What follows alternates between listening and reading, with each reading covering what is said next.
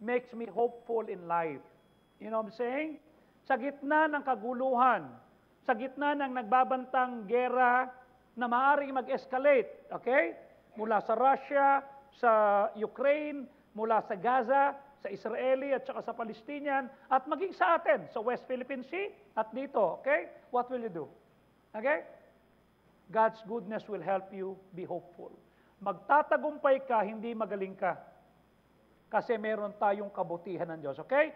Psalm 27:13 and 14. Let us read this together. Read it now. I had fainted unless I had believed to see the goodness of the Lord in the land of the living. Verse 14. Wait on the Lord and be of good courage, and He shall strengthen thine heart. Wait, I say on the Lord. Tingnan mo ha, huwag magmadali. Okay? Huwag unahan ng Diyos. Father, we thank you sa inyong kabutihan, kahabagan, kawan. Kayo po ang mangunat, magpalat, magbasbas sa aming pagtitipon. Salamat sa inyong kabutihan, sa pangalan ni Kristo Jesus. And all God's people say, please be seated. Thank you very much. We have a guest here, nandito from CBBC Dagupan City, Arnold Azurin. Tayo lamang, Arnold. Ang bihira, shall we say? I cannot hear the men. Come on, men. Oo, kaano-ano mo si General Azurin. Okay, he's my friend. Okay?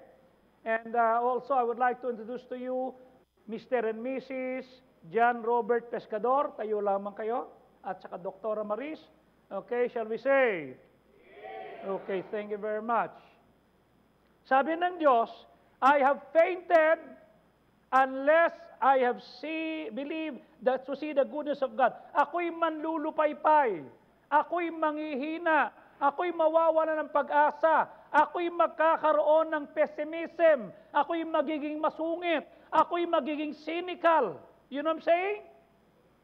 Ilang pagkakataon na pagising mo sa umaga, cynical ka na, grumpy ka na, masungit ka na. Bakit? Kasi hindi mo nakikita yung goodness of God. Ang nakikita mo yung kapaitan, ang nakikita mo yung unfairness, ang nakikita mo yung tinatawag na mga bagay na nagsisikap ka, maayos ka, tapos may makikita kang barubal, mandarambong, what's that?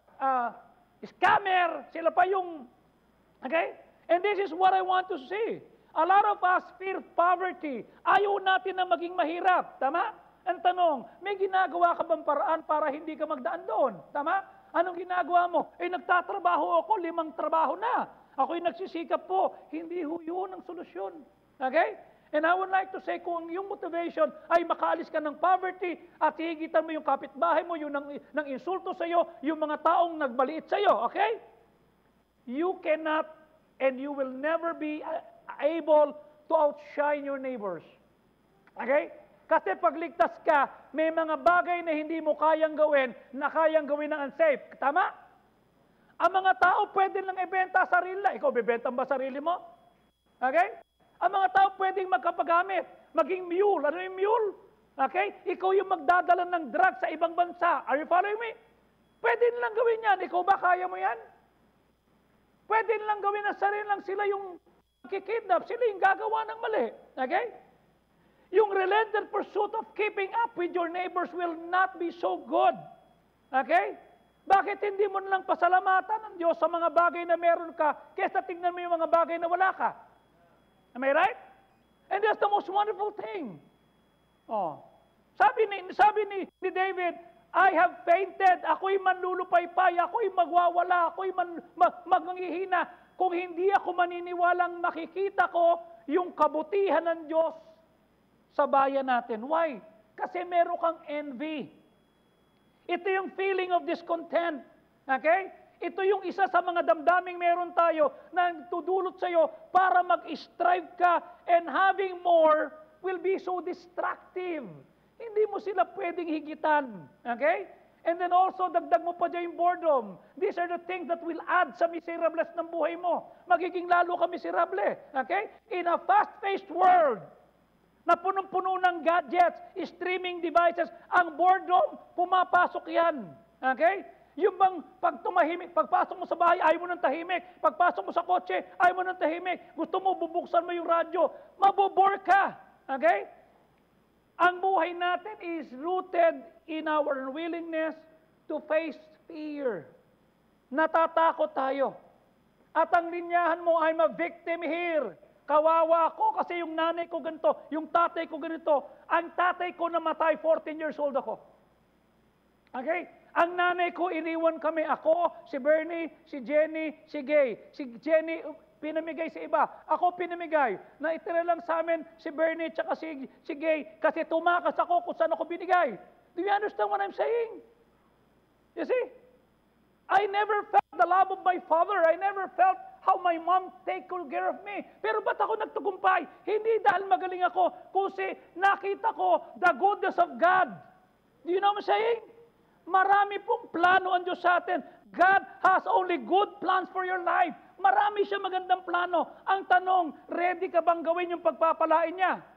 Okay? May maganda siyang plano sa iyo. Tama? He never has and He will never have a bad plan for you. Hindi siya nagplano na paglaki nito ng 16 years old, mapapatay ito. Pagdating niya ng 18 years old, mababangga ito. Pag ito, laki niya, nagnegosyo siya, malulugi. No, He will not do that. Okay? Maraming tao na miss nila yung goodness of God. Bakit? Because they don't trust God. Hindi kami naniniwala.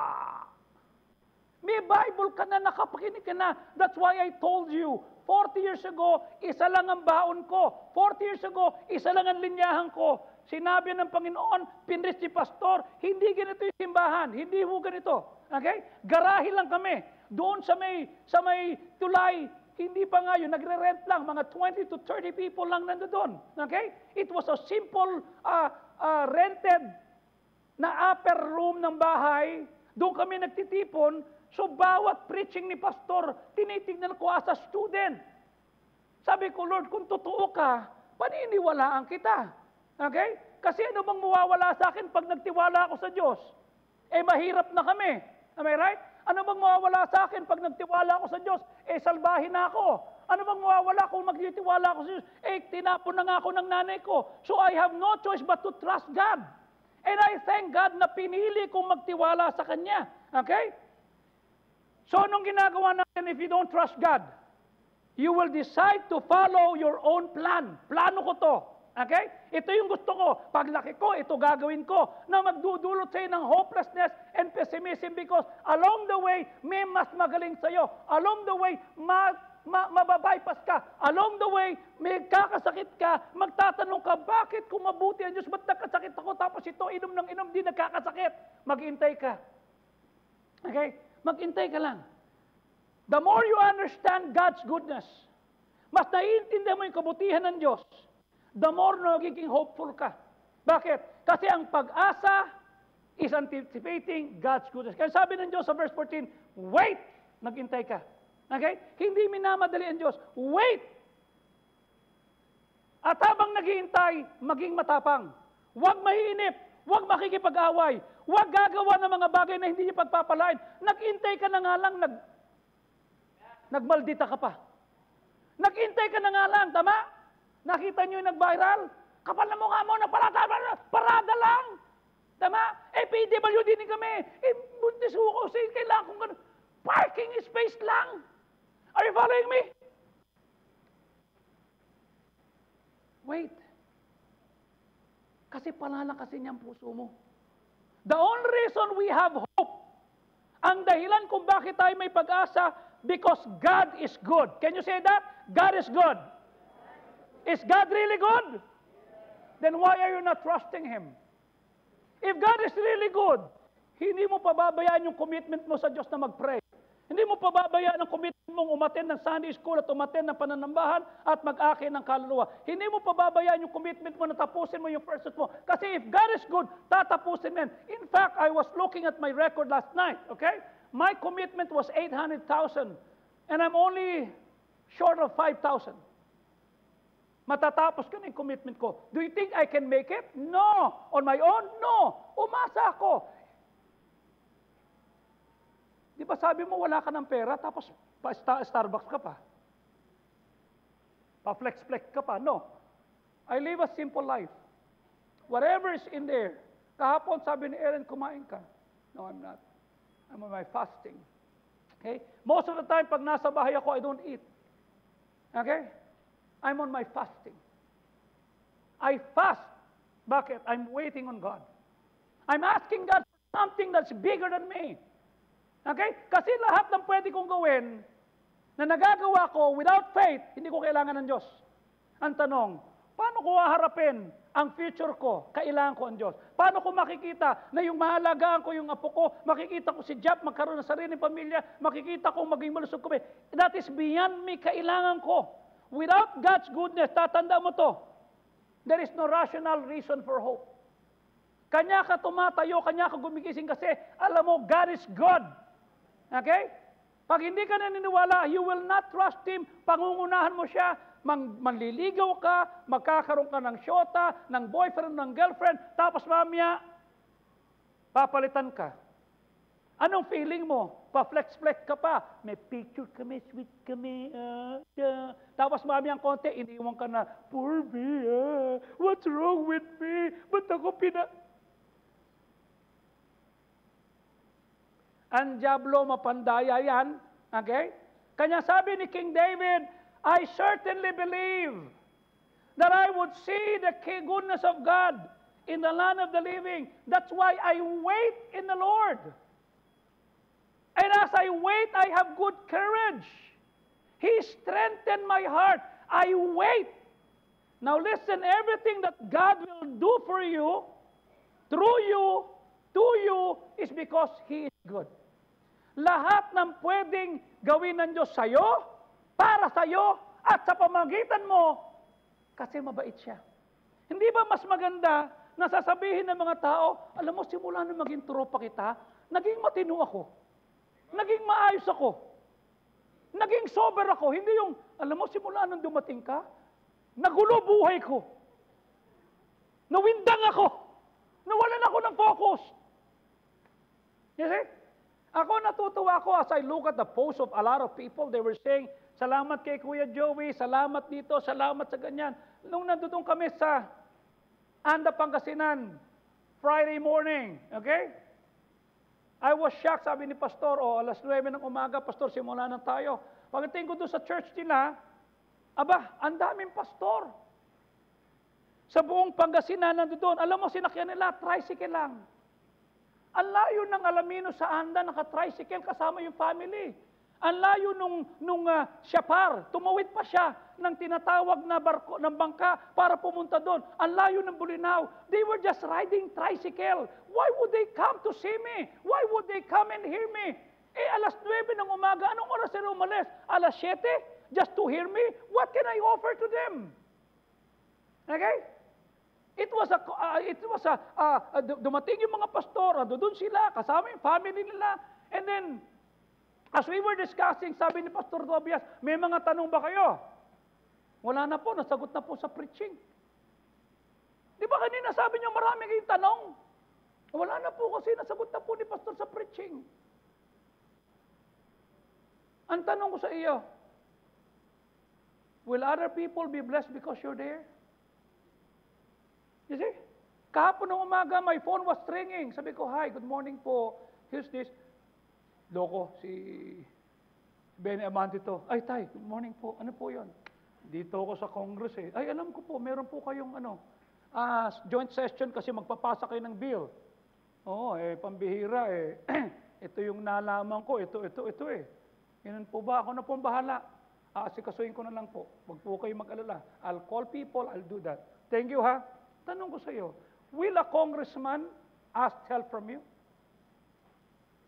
He's not a congressman sa probinsya. Siya yung congressman sa 6th District of Manila. Yung Malacanang nandoon sa kanya. Okay? Prime time, prime lot ito. And I'm so thankful. Okay? That every time he will call and say, Joey, can I just talk to you? Can I just tell you this? Everything God does for you, through you and to you, is because He is good. God's goodness in your life is not based on how good you are. No. Hindi dahil magaling ka. It is based on God's character, not yours. Okay? Kanya mabait ang Diyos. Hindi dahil sa magaling ka. No. And si Happy. Naalala mo noon si Happy? Yung kapatid ni Pastor Butch. Oh, Victor, naalala mo si Happy? Oh. Naalala ka rin niya. Kayo yung magkakasabay eh.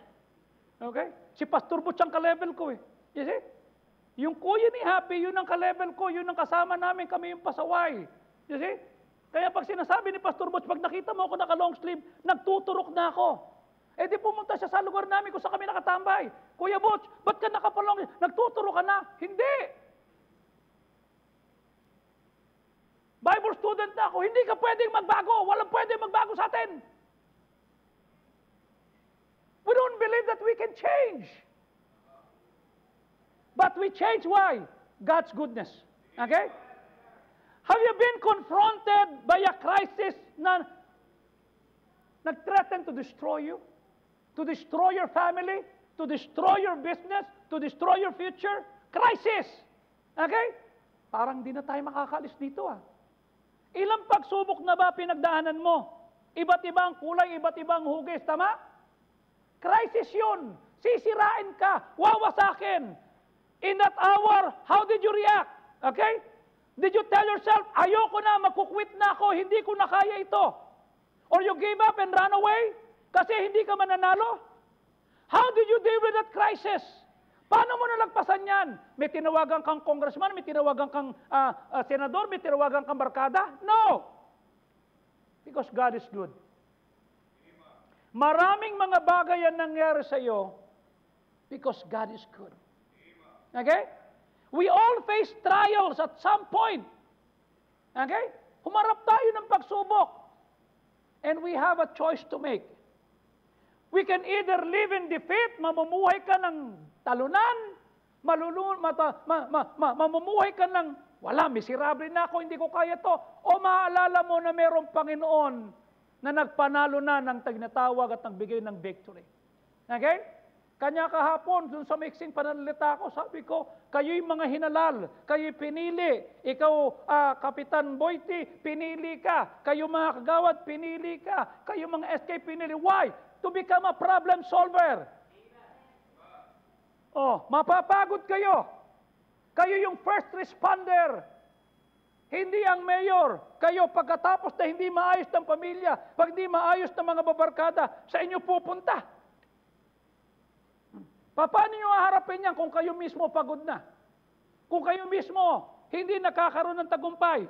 I would like to say, when we focus on our circumstances, nakakalimutan mo yung enormity or yung greatness ng ating Diyos. Now, I would like to say, my God, the God of the Bible is big enough. Okay? Masyado siyang malaki. Okay? At marami siyang kapangyarihan na pwede niya ibigay. Ang kailangan lang natin gawin, let's learn to wait on the Lord and be of good courage. Palalakasin ka niya. Huwag ka lang mangingialam. Rhoda, how were you able to raise Samantha Rian? Tama? On your own. Tama? Paano mo hinarap yung pagsubok? Paano mo napalaki family mo? Paano mo nagawa na labagsa mo lahat? Why? God is good. Kanya sabi ng Psalm 27:14, wait, be of good courage. Palalakasin niya. I would like to ask you, are you going through a difficult time right now? May pinagdadaanan ka ba? Meron ka bang hirap na pinagdadaanan? May pangarap ka bang hindi natutupad? Meron ka bang iniintay na hindi dumarating? Don't pull away. Don't withdraw. Press in. Tuloy lang. Seek Him more than ever. Kung dati nagpe-pray ka, mas lalo mong dagdagan ang pananalangin, ang pagtitiyaga, ang pagsimba, mas lalo mong dagdagan, gawin mo yung mga bagay na pagpapalain niya. Hindi yung, Lord, please bless what I'm doing. That's wrong.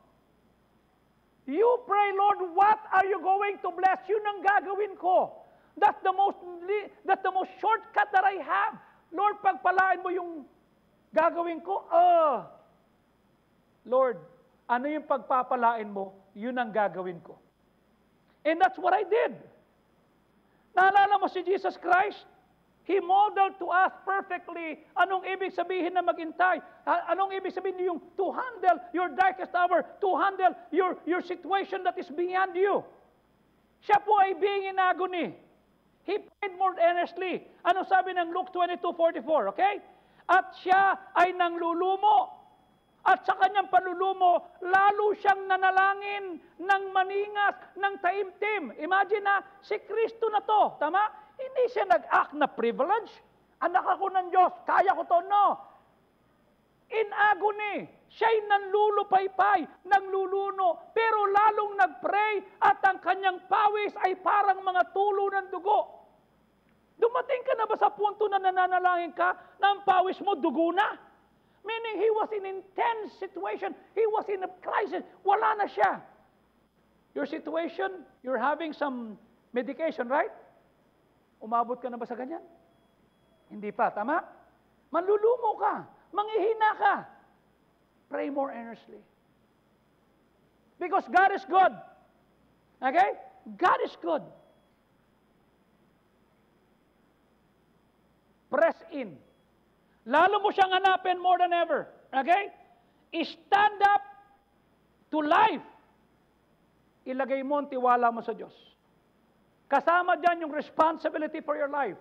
And I would like to say, every day you have a choice. Okay? There is a choice that you have to make every single day. Okay? At bawat choices may consequences. Ayaw mong itigil yung paninigarilyo mo pag ano mo ng alak, huwag kang iiyak pag tumanda ka na yung appendix mo tinubuan ng malaking mas.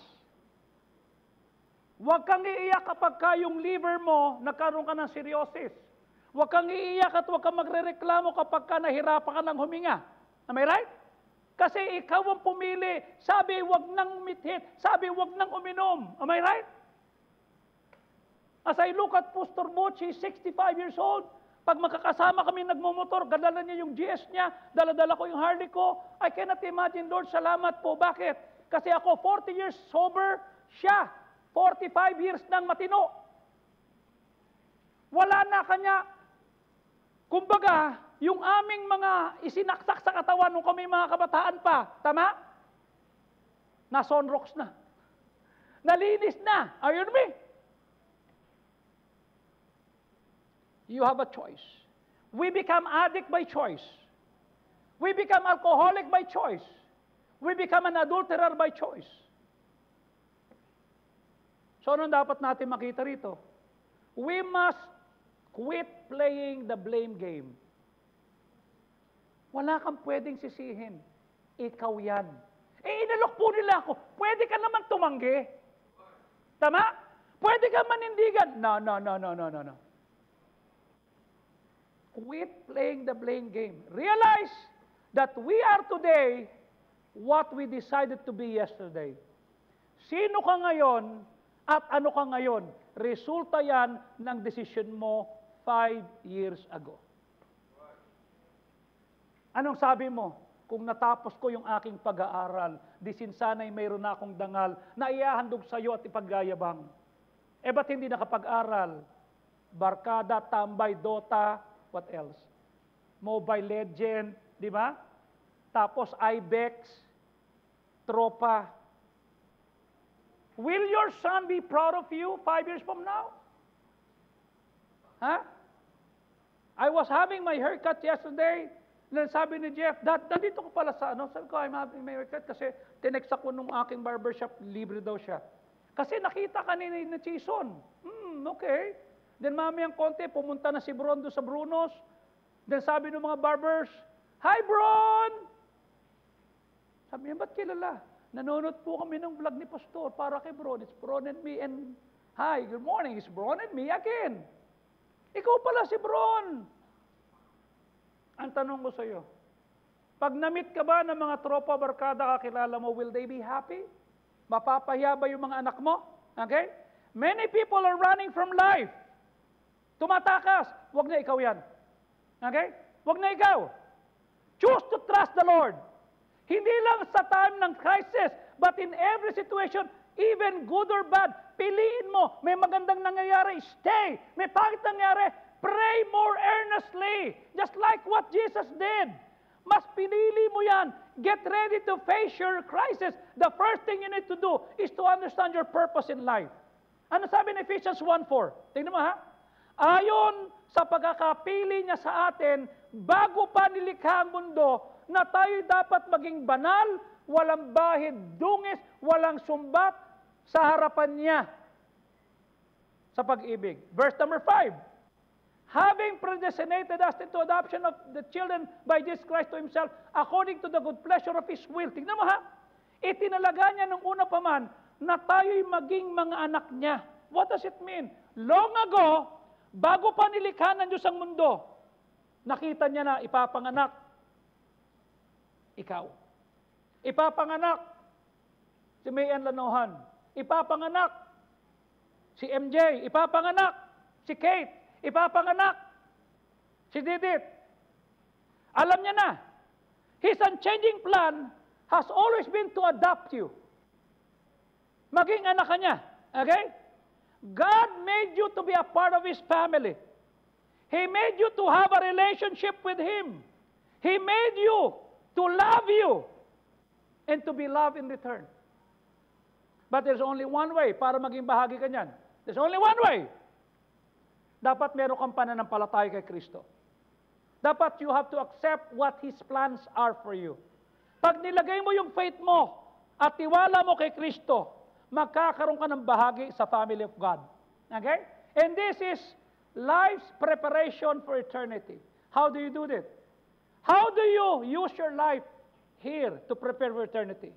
Una, kilala mo si Kristo ang tagapagligtas. Okay? Ano sabi ng John 1:12? But as many as received Him, to them gave He power to become the sons of God. Okay? Yun ang sinabi. Marami nagsitanggap sa Kanya, binigyan niya to ng kapangyarihang maging anak ng Diyos. Now listen, to sa lahat ng magtitiwala, John 1:12, okay? Sa lahat ng magtitiwala kay Kristo, sa lahat ng tatanggap kay Kristo, ay pagkakalooban niya to ng kapangyarihang maging anak ng Diyos. What does it mean? Pag tinanggap mo siya, bibigyan ka ng karapatang maging anak ng Diyos. Okay? Lahat tayo dapat magtitiwala. Bakit? Kasi bilang makasalanan, I would like to tell this, okay? Sabi ng John 1:29, at nung sumunod na araw, okay, nakita niya si Kristo. Narito ang Lamb of God, which taketh away the sins of the world. Bakit? Bakit siya naging Lamb? Bakit? Kasi sabi ng Romans 3:23, lahat tayo makasalanan. Lahat tayo palpak, lahat tayo hindi umabot sa kulatinis. Kapos tayo, hindi tayo umabot. At bilang makasalanan, sabi ng Romans 6:23, ang kabayaran ng kasalanan ay kamatayan. Mapapahamak ka, hiwalay ka sa Diyos, hindi mo kayang dalhin ang sarili mo sa langit, kahit anong gawin mo, hindi mo kakayanin. That's why the Lord said, may regalo ko sa iyo. At ang regalo ko is eternal life. Ang regalo ko, buhay na walang hanggan. Ang regalo ko, magiging anak kita. Anong kailangan lang natin gawin? Okay? Romans 5:8, but God commended His love toward us in that while we were yet sinners. Okay? Can you just imagine what this verse is? Okay? God commended His love. Now listen. He knew everything about you. Hindi mo kinakailangang linisin ang sarili mo. Bago ako lumapit sa Diyos, aayusin ko muna sarili ko. No! Alam niya na. Alam niya yung kasinungalingan mo, alam niya kung kano kakaloko. You need to come as you are. Okay? Pag ikaw ba pupunta kay Doktora Jenny, magpapalinis ka ng ngipin, okay? Pakiayos mo nga. Kailangan bang yung ngipin mo buo? Kanya ka nga pupunta sa kanya, may sira ang ngipin mo, tama? The same thing. Okay? Kung hindi ka binuhay ng Diyos, titigil na lang ang tibok ng puso mo. Hindi niya sinabing, I love you. He showed that He loved you. Why? Alam niya mga kasalanan mo, alam niya mali mo, you know what He said? I love you and I died for you. Ito yung kasalanan mo, ikaw dapat magbayad, ikaw dapat ang mabayubay. Sabi niya, ako na namatay, nabuhay na muli para tubusin ka. That is what salvation is all about. Hindi ka na-save kasi nag-pray ka lang. Kanya ka nag-pray kasi naniwala ka. Tama? Naniwala ka na may namatay para sa iyo, may nagbayad ng kasalanan mo, at may tumubos para sa iyo. Yun ang kaligtasan. Okay? And I would like to say, you can come to God just as you are. Kasama yung good, bad. Kasama yung ugly. Okay?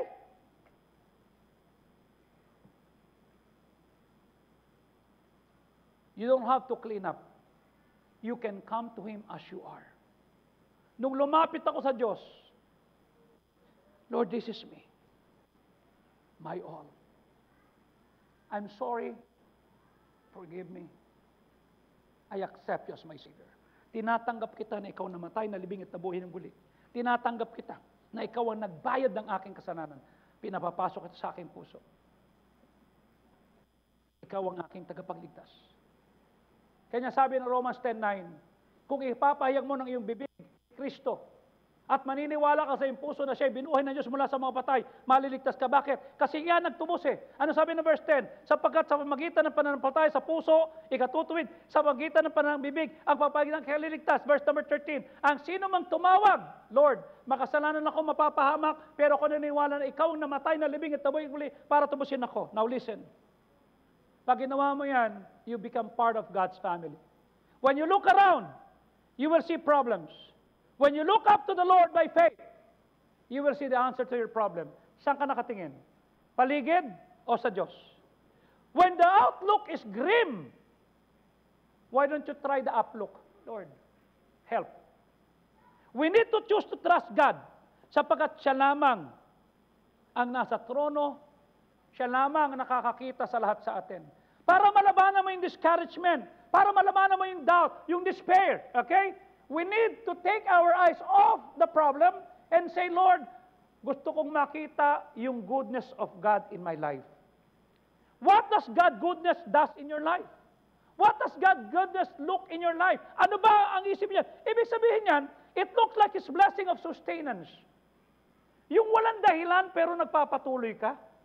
Tama? Yung bang nagiging balance ka? Nagiging content ka, nagiging resilient ka. Pag sinabing resilient, binabalibag ka, pero nakatindig ka pa rin. May guidance ka, may confidence ka. Okay? May influence ka. At alam mo, anak ka ng Diyos, may inheritance ka. And I would like to say, lahat ng pangako niya is available to His children. Bakit? Kasi may biyaya siya. Kasi mabait siya. And that gives me hope. Kanya nga 40 years ago, naghuhugas lang ako ng jeep. Ayan si Ate Nene. Pag nalasing na si Kuya Minyong noon, naalala mo, pag tinugtog na yung Engelbert Humperdinck, nagtatago na kami. Bakit? Lasing na naman to si Kuya Minyong. Oh, pag nalasing na yon, yung aming mga timba, abay sisipain. Abay 5 piso na nga lang paghuhugas ko ng jeep. Okay, yung kikitain ko kay Asopo. Magbabayad pa ako ng timba. Kaya pag nakita namin lasing, magtatago na kami. Pagka napahupa na, bayaban, at saka kami mabalik, maglinis. Okay? Kasi doon lang naman ang jeep. Paano ako magkakaroon ng magandang pangarap, magandang buhay? That was 40 years ago. Now, 40 years after, I'm almost 60. I ask you, is God good? Yes. Bakit? Hindi ako nakaabot dito kasi magaling ako. Dahil may mabait na Diyos. Tinulungan ako ng Diyos. Am I right? And I would like to say, what gives you hope today? Dahil meron kang tatay na nasa abroad, may nanay ka, may anak ka, may apo ka, may negosyo? No, it's not. Because God is good. God's goodness makes me hopeful. Why? Because God's goodness, number one, caused me to worship Him and make Him the center of my life. Dahil mabait ang Diyos, sambahin mo siya. Dahil mabait ang Diyos, gawin mo siyang sentro. Okay? Imagine si Wemby, yung sentro ng Spurs. Oh, rookie. Pinaglalaruan, 7'5". Pag naglaro, parang gwardya. Okay? Walang makapigil. Bakit? Pero mo 7'5", tapos ang galing. Ikaw, sinong sentro mo? Si Paulo. Look. Hindi pwede. Okay? Acts 2:41 hanggang verse number 47. Anong sabi? At yaong nagsitanggap ng salita niya ay nabautismuhan at nung araw na dinagdag sila about 3,000 souls. Verse number 42. At sila'y nagpatuloy steadfastly sa apostles' doctrine, sa fellowship, and breaking bread and prayer. Verse number 43. At ang takot ay dumating sa bawat kaluluwa at kinawang kung kamaglahan ng magtanda na papigitan ng apostol. Verse number 44. At lahat ng nagsisampalataya ay may kakaisang, meron silang Pagkakataong meron silang kabanalan sa lahat. Verse number 45, kanilang ibinenta ang kanilang pag-aari. At hinati sa mga taong nangangailangan, verse 46, at sila'y nagpatuloy araw-araw sa pananampalataya, sa templo, breaking of bread, house to house, at kumain ng mayroong kagalakan. Verse 47, pinupuri ang Diyos at mayroong pabor sa lahat ng tao. Listen, at ang Diyos ay nagdagdag ng maliligtas araw-araw sa simbahan. Can you just imagine? They were praising God and they are having favor with people. Meron ka bang pabor sa kapitbahay mo? Meron ka bang pabor sa barkada mo? Meron ka bang pabor sa opisina mo? Meron ka bang pabor sa trabaho nyo? Okay? Life is not a solo act. It's not a solo act. Okay? You were created for a community. Hindi porket ligtas ka na, okay na, no. Yes, papunta kang langit. Yes, pinatawad ang kasalanan mo. Pero kailangan meron kang sasambahin. You were created for a community, and the only way you can fulfill God's 5 purposes in your life, okay, is to have a spiritual input. You need a church family. I need a church family. Pastor, yung simbahan naman, hindi perfecto. Ang daming ipokrito dyan. Tama. Marami ipokrito dito. Yung hindi dapat kumanta, nakanta. Hindi dapat tumugtog, tumutugtog. Yung hindi dapat mag-asher, nag-asher. Tama? May mga ipokrito rito. Tumatayo, lumalaban. Tanong ko sa iyo, sa bahay nyo, walang ipokrito? Walang ipokrito sa bahay? Meron. Tama? Ano sabihin? Kapal na mukha nito, umuwi pa. Pero nauwi ka pa rin. Sa trabaho mo, walang ipokrito? Meron. Babatiin ka na sige, hi ma'am, pagtalik mo, right? Sa palengke, walang ipokrito. Hindi ba sa palengke ka lang sexy? Hi sexy, bili ka ng makabente lang, sexy na, makabenta lang, pogi, di ba? Naalala nyo, kinukwento ko sa inyo, one time naglalakad kami ni Ellen, sabi nung tagtita, boss, pogi, bili ka naman ng manok. Boss, pogi, pogi, pogi. Oh, pogi. Ako? Pogi? Oh. Bakit? Bili ka manok. Loko, don't me. Sabi ni Ellen, ginagawa mo? Hinugasan ko yung manok na binili ko, 10 kilo. Bakit? Pogi daw ako eh. Di ba sa family mo may pre-ipokrito? Sa trabaho may ipokrito, tama? Ba't nauwi ka pa rin? Tapos katwiran mo sa simbahan, hindi ka magsisimba kasi may ipokrito. Isira pa na tuktok mo eh. Kahit sa kapunta may ipokrito. Bakit? Kasi ang tao-tao. Tama? Makakagawa ng mali yan. Walang perpekto. Tama? Ang kagandahan, ang ipokrito sa palengke, ang ipokrito sa trabaho mo, ang ipokrito sa pamilya, ang ipokrito sa barkada, hindi binabago. Pero yung nandito, binabago kasi may Word of God. You will not like me if there is no Word of God. You will not be near me. Sasapakin kita. Kasi, if you look at me, anong tinitingin mo dyan? Okay? Nasanay kami ng ganoon. Pag may nakatingin sa amin, ay sabi ko nga sa inyo si Rene, noong 1982, nandun kami sa kanto ng San Marcelino tsaka ng Taft, okay? Sinuntok si Artemio Evangelista ni Jose Rizal tsaka ni Abel. Oh, hinabol ko. Pagtingin ko wala akong kasama, di ginulpi ko doon sa may jeep, sa loob ng jeep. Ginagawa pa yung LRT. Ako naman, wag kayong papas. First year kami. Sino ginulpi namin? First year din, tsaka third year. Wag kayong papasok ha. Without the goodness of God in me, you will not like to stay with me. Sasapaking kita. Mumurahin kita. Pero dahil mayroong pagbabago, may Word of God, binago ako ng Diyos. I would like to say, the church helps you to center your life in God. Kanya naging sentro ko ang Diyos. Hindi ka nilagay ng Diyos sa lupa to live a self-centered life. Hindi gusto ng Diyos yung I, me, mine, myself. No. May purpose siya so that you can build your life na siya yung sentro, siya yung core, siya yung pinakabuo. You were planned for God's pleasure. He made to love you. He made and He wants you to love Him back. Mahalin mo rin siya. Tama?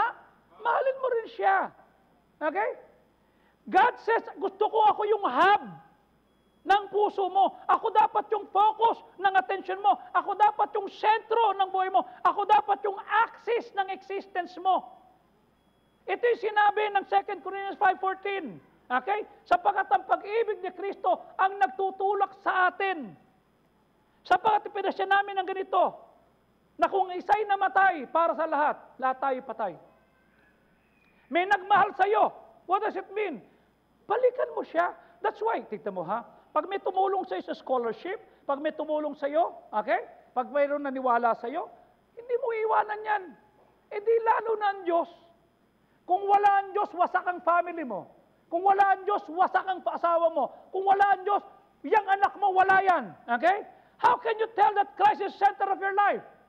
Paano malalaman ang Diyos ang sentro? Paano malalaman? Una lang, simple lang. You stop worrying. Pag ikaw nagwo-worry, ibig sabihin, hindi ang Diyos ang sentro. Balisake. Gagaling pa ba ako? Makakabangon ba tayo rito? Ano sabihin ng mga tao? Ano sabi ng Philippians 4:7? And the peace of God, which passeth understanding, shall keep your hearts and minds through Jesus Christ. Sabi rito ha, it's wonderful what happens when Christ displays worry at the center of your life. And that's the reward of that. Merong isang salita para mawala yung worry mo. What is that? Worship. Worship. Whenever you focus your life on God, that's called worship. Ibig sabihin, kahit nasa bahay ka, nakita mo yung problema, Lord, tulungan mo ko. Worship is the antidote for worry. Kung paano yung BioFlu antidote sa sipon, yung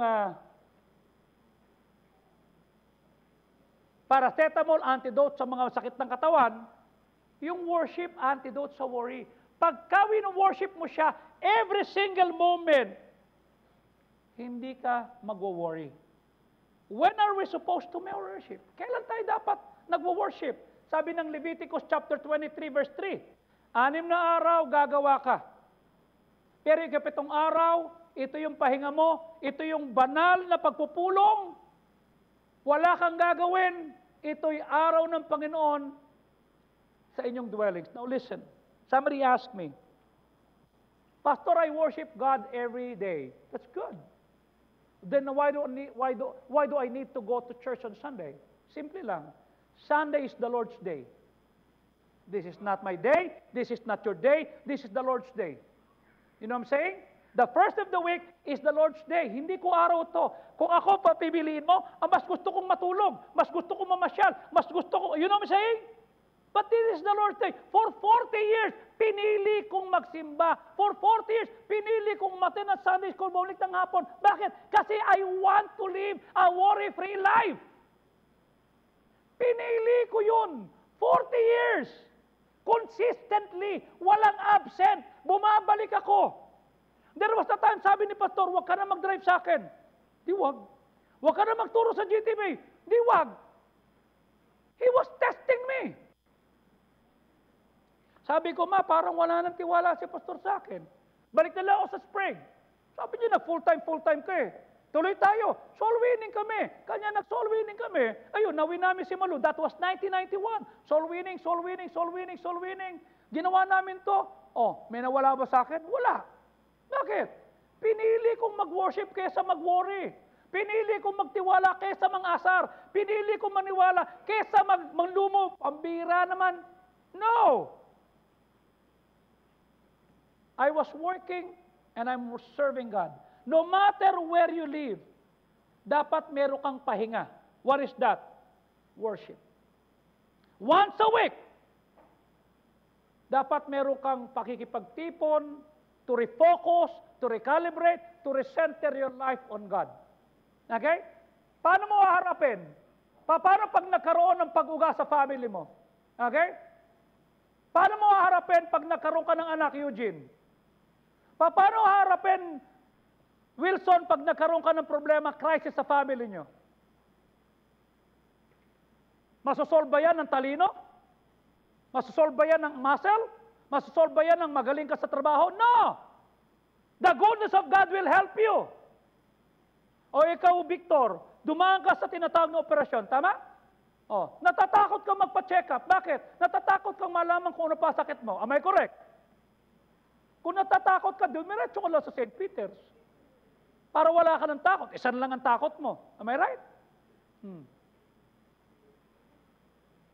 Ayan, sa likod mo, meron doon yung kapatid ni Sister Solo. Lumalaban. Tama? Oh. Andito tong isa, si Marian. Oh. Lumalaban. Tama? Mga cancer survivor to.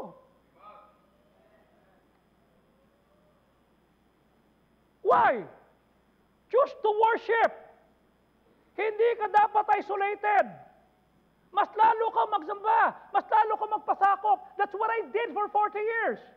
Mamumroblema ako, hindi ako mag-worship. Mali. Mag-worship ako para hindi ako maproblema.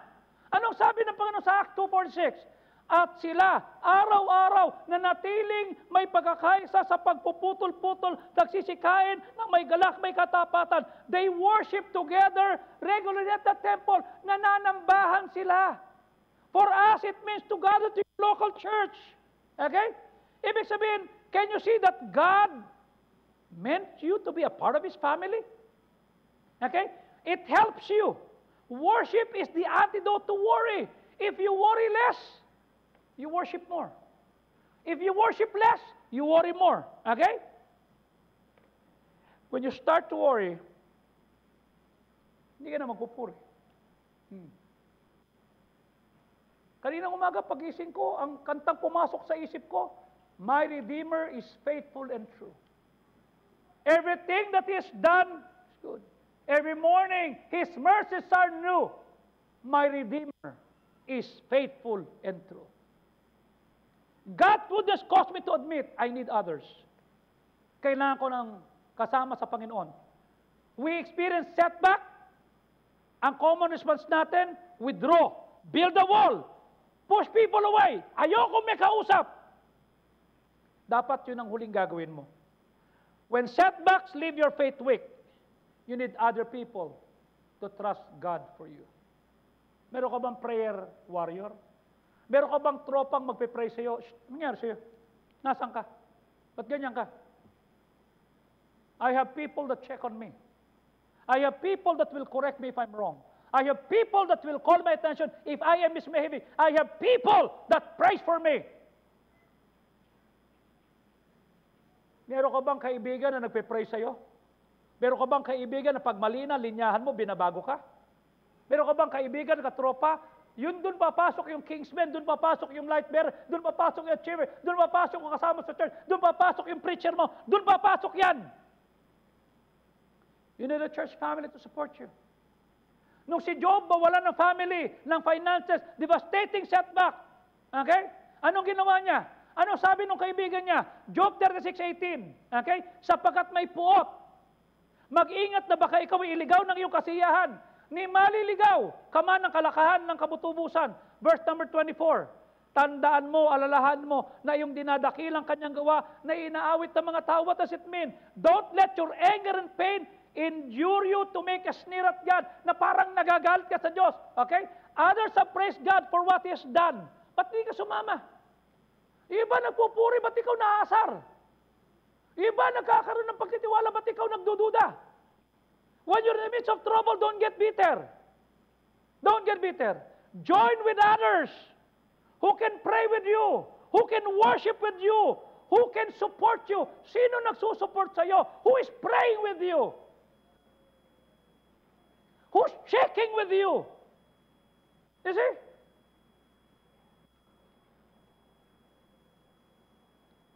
Where do you find that kind of support? Hindi sa trabaho. Hindi sa negosyo. Your local church. Worshipping with other people will set a new perspective kahit may setback ka. Maging involved ka sa small group. Kanya may achievers, may light bearers, merong kingsmen, merong soul winners, merong district. We grow big by growing smaller. Bakit? Sabi ng Philippians 1:19, nalalaman ko ang kahihinatnan ng aking kaligtasan kasi pinagpe-pray niyo ko. Through your prayer, Because you're praying for me. Nagtatagumpay ako. Meron ka bang prayer warrior sa buhay mo? Ako pinagpe-pray kita araw-araw. Binabanggit ko yung pangalan mo sa Panginoon. Ang tanong ko sa iyo, maliban sa akin, sino pa nagpe-pray sa iyo? Isolated ka. You push people away. Do you have close friends that will help you? You see? O baka kainuman lang ang meron ka. Because you're praying for me, sabi ni Paul, the Spirit of Jesus is helping me. With the support and prayers of God's people, your setbacks are only temporary. The best days are still ahead. When times are rough, don't withdraw. Go and rush towards other. Bok, may problema ako. May pinagdadaanan ako. What are the things that I need to do? I need help. God's goodness caused me to worship Him. Number 2, God's goodness caused me to be honest before God.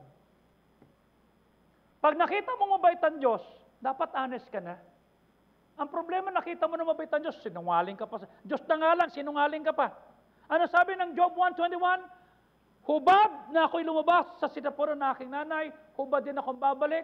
Ang Diyos ang nagbibigay, ang Diyos ang mag-aalis, purihin ang pangalan ng Diyos. Now listen, last week you have an awful setback.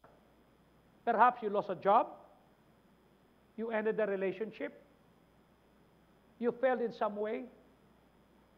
Ano gagawin mo?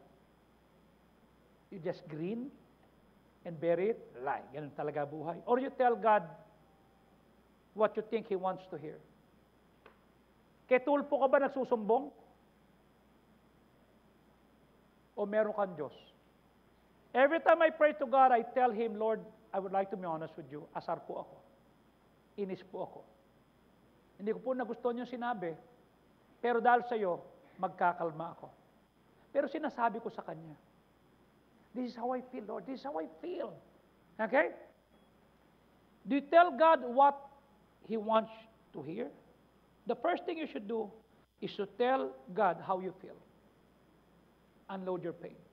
Dahil pag hindi mo sinabi sa Diyos yan, at di ka honest sa Diyos, Lord, maraming salamat po, pero gigil na gigil ka na. Diyos na nga kausap mo. Am I right?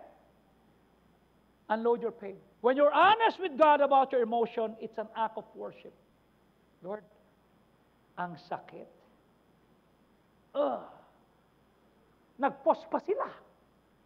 Pero Lord, hindi ako matitigatig kasi I'm worshiping you. Job is a great example. Job lose everything, his family, his livestock, his home, his health, his wealth. Pero hindi nag-sugarcoat si Job. He endured all kinds of problems. Okay? Instead of becoming bitter, he kept his focus on the big picture. Naintindihan niya that God is in control. Naintindihan niya. He stood up. He tore his robe. Ano sabi ulit ng verse 21? Naked I came out, naked I come return. Lord, hubad akong pinanganak, hubad din akong babalik. Nagbigay ka, binawi mo naman. Pero pupurihin kita. Pupurihin kita. Job tore his robe and shaved his head. Anger. Why is this happening to me, Lord? Why? Grief. What have I lost? Ano nawala sa akin? Shock. What is going on here? Fear. What's going to happen next? Ano naman susunod, Lord? Ano naman? Talaga bang paborito mo akong pabigatin? When you experience a setback, express those emotions to God. Huwag sa Facebook. Huwag sa Instagram. Huwag sa Twitter. God, hindi mo kailangan magpaawa. May Diyos ka na mabait. God can handle your rant because He's the one who gave them to you. The only reason you have emotion is because you were made to the image of God. God is an emotional God. He has emotion. He can handle your anger. He can handle your grief. He can handle your shock. He can handle your fear. And Job was brutally honest with God. Ano sabi niya sa Job 7:11? Therefore, I will not refrain my mouth. Hindi ko pipigilan na aking bibig. Sasabihin ko sa iyo, yung kapaitan, yung hirap na pinagdadaanan ko, at magrereklamo ko sa iyo sa lahat ng kapaitan ng aking kaluluwa. Sa Diyos siya nagreklamo, hindi sa social media. Sa Diyos siya nagreklamo, hindi siya nagdabog sa pamilya. Sa Diyos siya nagreklamo, hindi siya nagbalibag ng pintuan sa bahay. Hindi siya nagsabing, tumabit-tabig niya, mainit ang ulo ko. Sa Diyos. You know what Job said? I cannot keep from speaking. I must express my anguish. My bitterness, I complain to you. God never wants you to fake an emotion. Pag may setback ka, it's okay. Many things will change in your life. Your faith will be tested and tried. The Lord never promised a perfect life. You will not get an explanation pag may setback, but you can choose to trust God. No matter what setbacks you can face, you can trust that God will never stop loving you. You can trust that God has a plan for your life. You can trust that God cares about every detail of your life. You can trust that God is in control of everything, even hindi mo naiintindihan. You can trust that God will protect you. 40 years, God protected me. 40 years, pag meron akong reklamo sa Diyos, hindi sa tao, hindi sa social media, sa Diyos, hindi sa kapitbahay, sa Diyos. Bakit? Because my God is good. Alam mo, in the most difficult setback na entire Bible, yung Jerusalem ay dinakawan, sinira. Alam mo, sabi ng Lamentations 2:19? Ha? Bumangon ka, humiyaw ka sa gabi. Simulan na pupwet, ibuhos mo sa puso mo na parang tubig sa harap ng Panginoon. Sa harap ng Panginoon, ha? Itaas mo yung kamay mo, papunta sa Kanya. Yung panlulupaypay at gutom, itaas mo sa Diyos. What does it mean? Rise during the night, pour out your hearts with God. Honesty is always the best policy. Pag may setback ka, huwag bitter. Sabihin sa Diyos. God's goodness makes me hopeful because God caused me to worship. God's goodness caused me to be honest with God. Okay? God's goodness, number 3, caused my setback not to derail God's purpose in my life. God's goodness will cause my setback. Yung pangit sa'yo, hindi yan babaguhin ang purpose ng Diyos sa'yo. Tingnan mo ha. Acts 27, verse 21. Tingnan mo ha. Pagkatapos ng maluwat na pagkakataon, tumayo si Paul sa harap nila at sinabi, kung nakinig lang sana kayo sa akin, hindi nyo dadanasin itong maraming harm and loss. Tanong ko sa iyo, saan ka maraming problema? Yun yung hindi ka nakikinig kay pastor. Saan ka maraming problema? Yun yung hindi mo pinakinggan yung preaching. Sabi ni Paul, kung nakinig ka lang sa akin, kung nag-intay ka lang, hindi ka sana nasaktan. If you have hearkened unto me, at hindi tayo lumabas ng Crete, sana hindi tayo nag-gain ng harm and loss. Kanya tignan mo yung bahagi ng buhay mo na nasasaktan ka. Yun yung hindi ka nakinig. Yun yung ginawa mo yung gusto mo. Yun yung hindi ka nagpasakop. Correct? Verse 22. Ngayon, pinamamay ko sa inyo, laksan yung loob. Sapagkat walang buhay na mapapahamak sa inyo. Ito lang bangka ang masisira. Bakit? Verse 23. Sapagkat may tumayo sa aking isang anghel at sinasabi, ang Diyos ang may-ari sa akin, siya yung pinaglilingkuran ko. Tingnan mo ha, sabi ni Paul, naglilingkod ako sa Diyos at may anghel na ako ay sinabihang pag-aari ka ng Diyos. Okay? Listen to this. Verse 24. Sinasabi, huwag kang matakot, Paul. Dadalhin kita kay Caesar at lahat ng kasama mong naglalayag. Now listen to this. Nung makita ko to sa Bible, hindi ko na iniwanan si Pastor Fajardo. 40 years, one church, one pastor. Bakit? Kasi nakita ko to, Lord, hanggat hindi tapos ang Diyos kay Pastor Fajardo, iingatan siya ng Diyos. Dahil kasama ko siya, iingatan ako ng Diyos. Okay? Kanya lahat ng plano ko, lahat ng kilos ko, I always say, thank you, Pastor Fajardo. Hindi ko kakalimutang pasalamatan si Pastor. Kanya nga, ako lamang siguro ang pastor na pag nag-post, laging binabati ko si Pastor Fajardo. Hindi ko kakalimutan yung tao na ginamit ng Diyos sa akin. Okay? Hindi ako malalasing sa konting tagumpay. I know if not for Pastor Fajardo, I will not be standing here. I will not be invited by people. I will not be liked by Pastor Benny. No, it will not happen. I choose to stay. That's why Pastor Benny will always say, nagpapasalamat ako, nakita ko, hindi mo iniwanan si Eric. Sabi ko, hindi ko iiwanan yan. Bakit? Kasi sabi ng Panginoon, no, Paul, tatayo ka kay Caesar, hindi pa ako tapos sa iyo. At lahat ng taong binigay ko sa iyo, hindi mapapahamak.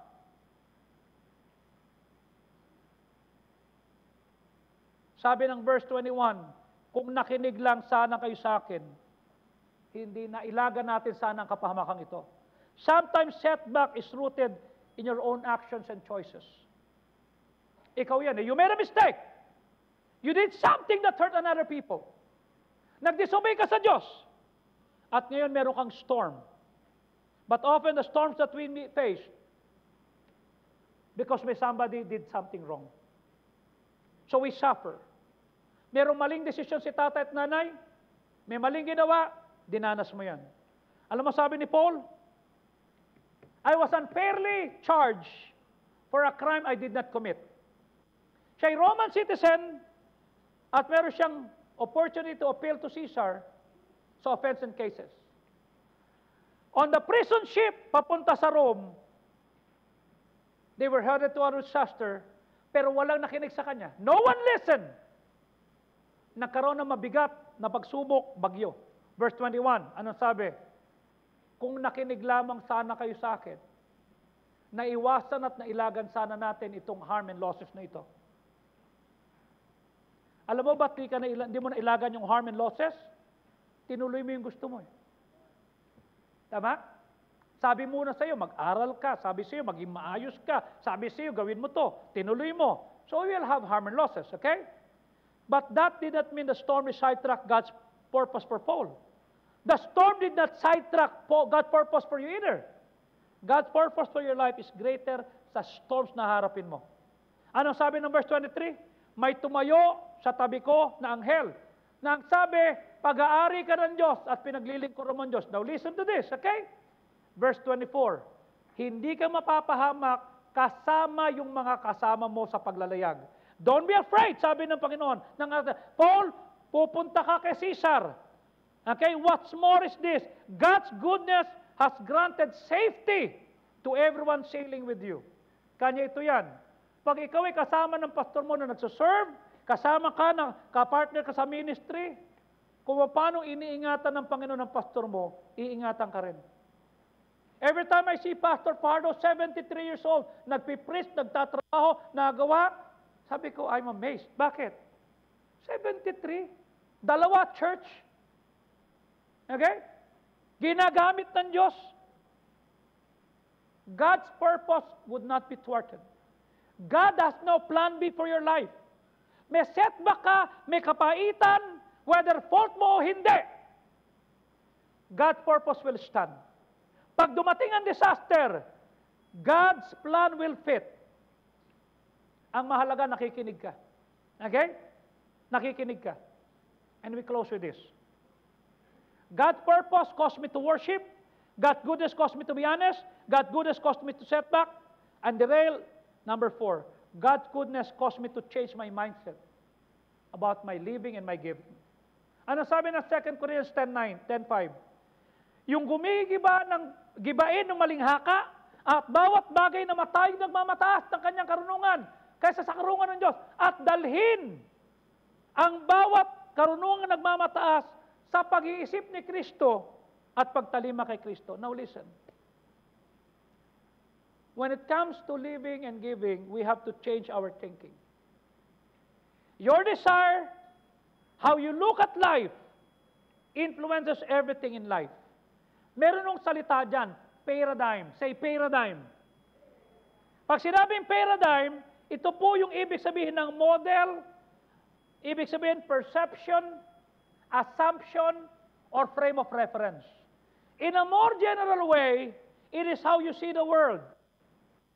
The simple way to understand paradigm is map. Mapa. Maps are territories. Okay? How you see life, how you see giving, how you see service will affect your life. Now, ano yung mga mapang ginagamit natin? Unang-una, the maps of reality. Okay? Ito yung nakita ko, ito yung realidad eh. Ano sabi ng Proverbs 14:12? Merong daan na parang tama, ngunit ang dulo nun ay kapahamakan. Okay? Halimbawa, papunta ako ng Sual, Pangasinan. Okay? Gagamit ako ng mapa o ng Waze. Okay? Kadalasan yung Waze, nililigaw tayo eh. Tama? Pinalalayo tayo. Tama?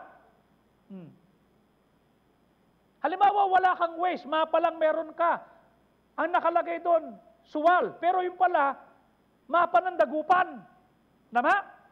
Kaya just imagine, mapa ng Dagupan, pero ang nakalagay, mapa ng Sual. So gagawin mo ito, magbabiyahe ka. Okay? Magbabiyahe ka, hindi ka makikipag-away. Hindi ka bubusina. Hindi ka magagalit sa nanguna sa'yo. Okay? Maganda yung attitude mo, positive. Pero tanong, makakarating mo sa pupuntahan mo? Hindi. Bakit? Mali yung mapa eh, tama? Kahit ayusin mo ugali mo, attitude mo, pag mali ang mapa mo, talo ka. Okay? Ano pa yung mapa na ginagamit natin? The map of values. Mapa ng realidad. Pangalawa, mapa ng values. Ano yung values? Yung mahalaga sa'yo. Ano ba mahalaga sa'yo? Ano sabi ng 1 John 2:15-17? Huwag mong mahalin ang sanlibutan ni mga bagay ng sanlibutan. Ang sino mong magmamahal sa sanlibutan, ang pag-ibig Diyos ay wala sa Kanya. Verse number 16, sapagkat ang lahat ng nasa mundo, lust of the flesh, gawin ko to do. Lust of the eyes, to have, gusto ko to. The pride of life, I want to be, ay hindi sa Diyos, kundi sa sanlibutan. Verse 17, ang mundo ay lilipas at ang masampita, ngunit ang gumagawa ng kalooban ng Diyos ay magpapatuloy at magpakailanman. We interpret things. Anong sabi mo? Si pastor, ang habol lang sa akin yan, pera. Tanong ko sa iyo. Yung anak mo, anong habol sa iyo? Yung kamag-anak mo nag-text sa'yo, anong habol sa'yo? Yung tricycle driver dyan, anong habol sa'yo? Anong habol sa'yo ng tindera sa kanto? Anong habol sa'yo ng biyayar? Hindi ba pera? Am I right? May kamag-anak ka, pag nag-text sa'yo, alam mo na. Tama? Di ba? Eto na naman to, hihingi na naman. Hindi man lang magpasalamat. Right? Tanong. Lahat naghahabol ng pera mo. Pero isa lang ang pinangakuan ng Diyos na pag doon ka nagbigay, doon ka pagpapalain. Right? Not because you value it, it's right. Not because you see it, a reality, it's right. Tanong ko sa iyo. How do you see the church services? Yung bang pananambahan, blessing o burden? Sunday na naman. Pauupuin na naman ako sa harapan. Haharangin na naman ako doon, magsa-Sunday school. Kukulitin na naman ako, commitment mo. Ang simbahan ba, blessing o burden? Pag burden, hindi ka babalik. Pag blessing, masaya kang gagawa. Giving na naman, meeting na naman, achievers group na naman, light bearers na naman, kingsmen na naman. Yung bang pananambahan, hindran sa tagumpay mo o dahilan para magtagumpay ka? Mindset ba? Mindset. Ang mindset ko 40 years ago, ang simbahan, pananambahan, preaching, lahat dito, yun ang daan para pagpalain ako. Yung bang giving is a blessing para makatulong ka sa ministry o burden? Ito na nga lang, isusubo ko lang, mag-o-offering pa ako. Yung bang first fruits, a blessing or a burden? Okay? Yung sinulat mong cheque, blessing or burden? Hindi sa akin burden yan. I made a commitment last year, 800,000. So what did I do? Hinulugan ko, buwan-buwan, every week, hulog. At ngayon nakita ko, 5,000 na lang. So this day, tapos ako sa 800,000 ko. Mayaman ba ako? No. Ba't tinapos ko? Blessing sa akin yun. You see? Blessing, bakit? I would like to reap what I sow. Okay? Tanong ko sa iyo, yung soul winning ba kaaway ng oras mo? O utos para ikaw ay paligid pagtiwalaan ng Diyos? Kailan ka huli nag-akay ng kaluluwa? Ako kahapon, ilan ang na-save? Siguro mga 50 yun. Okay? Ikaw, kailan ka huli nag-akay ng kaluluwa? Okay? Yung bang pagbalik sa hapon, waste of time? Kasi hindi ka nakapagpahinga? O isang kasiyahan?